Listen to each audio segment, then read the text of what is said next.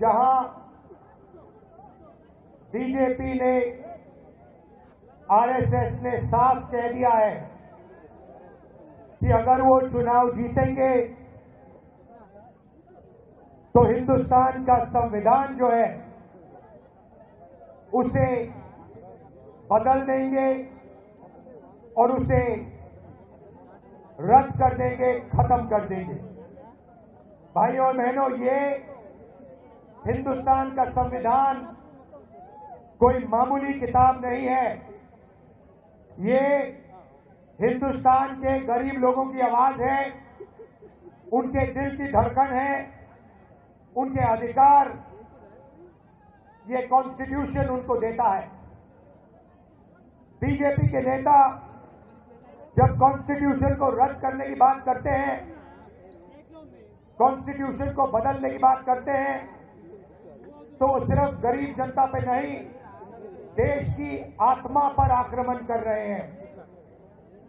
भाइयों और बहनों, जहां बीजेपी ने आरएसएस ने साफ कह दिया है कि अगर वो चुनाव जीतेंगे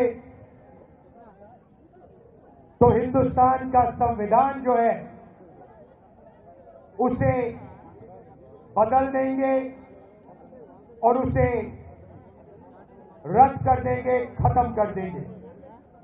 भाइयों और बहनों, ये हिंदुस्तान का संविधान कोई मामूली किताब नहीं है। ये हिंदुस्तान के गरीब लोगों की आवाज है, उनके दिल की धड़कन है, उनके अधिकार ये कॉन्स्टिट्यूशन उनको देता है। बीजेपी के नेता जब कॉन्स्टिट्यूशन को रद्द करने की बात करते हैं, कॉन्स्टिट्यूशन को बदलने की बात करते हैं, तो सिर्फ गरीब जनता पे नहीं, देश की आत्मा पर आक्रमण कर रहे हैं। भाइयों और बहनों, जहां